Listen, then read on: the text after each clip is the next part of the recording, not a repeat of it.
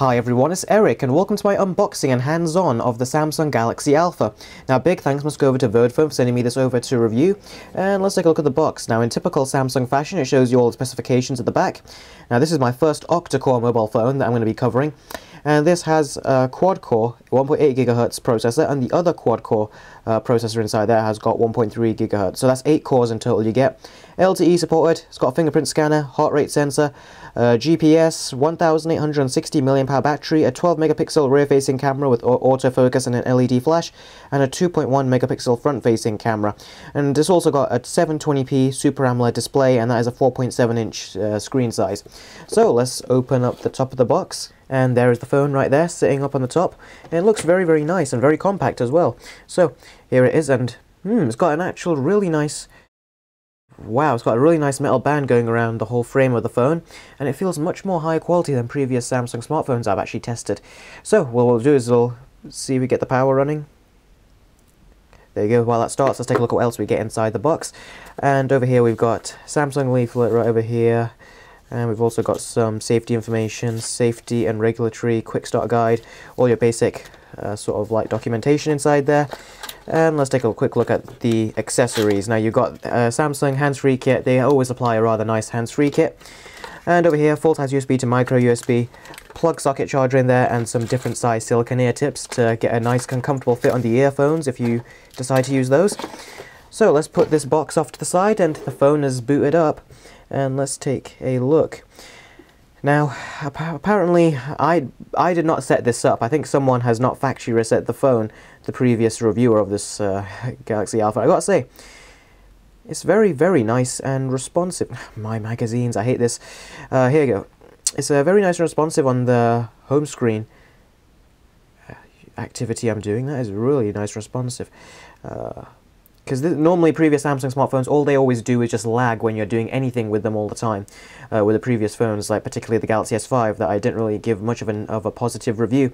It's got the 12 megapixel camera at the back over there, which is capable of capturing 1080p video. LED flash over there, that's presumably where the heart monitor is. And you've also got the fingerprint scanner from in the front over here. At the bottom, you've got what looks like the speaker grill.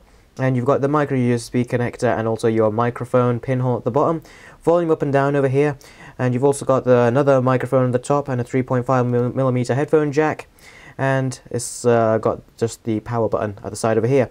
And you've got a very nice metal frame that goes around the circumference of the phone. And it's really, really nice and compact. Now I'm going to give you a very quick comparison of another smartphone that has got a similar size screen. Now this is the Nexus 4. Now this is not my smartphone, this is my dad's. Okay, so here's the phone all unlocked, and the brightness is different on both, but you can see that the screen size is practically the same, whereas on the Nexus 4 it's a bit wider. But there you go. I'm not doing a screen comparison test, the brightness on this is completely off. And let's try it with a more recent Nexus. You all know what I'm talking about. Here is the Nexus 6. Now, the Nexus 6 is in a case, keep that in mind, so it's going to be a bit small, a tad bit smaller than this. But as you can see with the Nexus 6, if I just put in my password, off screen, there we go. The Nexus 6 is a huge screen, it's got a 2K display, 6 inches as opposed to 4.5 inches, but this feels much more compact. And for me, I'm used to these big smartphones right here, so for me, I feel the size decrease right here. And the final phone we'll compare it with is going to be the iPhone 6 Plus, which was also sent to me by Vodafone, so again, a big thanks to them for sending this over. And let's go back to that home screen. As you can see, 5.5 inches compared to 4.7, so you're basically about 0.8 inches bigger on the iPhone 6 Plus, so it's about a whole inch bigger, and that whole inch does equate to a lot, as you can see right here. But yeah, that's the quick size comparison, and the phone, from what I can actually see, does seem really rather responsive. I haven't tested out any of the features yet. Obviously I'm going to be doing phone calls, various other things to sort of like see how this actually works as an actual phone. Internet browsing and everything should also work very, very well indeed. It should be nice and responsive. You also should have multitasking as well. And this is running Android version 4.4.4 KitKat, and it does have the TouchWiz overlay on as well. And this is expected to get the Lollipop update as well in the future. Okay, so we're going to quickly just pop into the YouTube application. So we're just going to look at one of my videos and see what the screen actually looks like, and we'll go into the more recent video I just did, the Galaxy S6 live wallpaper on any Android device. Hi Hi everyone, it's Eric, and in this video I'm going to show you how to get the brand new Samsung Galaxy S6 wallpaper on any Android device. Now, as you can see, Okay, so there you go, that's my quick unboxing and hands-on of the Samsung Galaxy Alpha. Stay tuned for future coverage of this handset, including a game performance test and a full review, and I'll catch you all in the next video. Take care.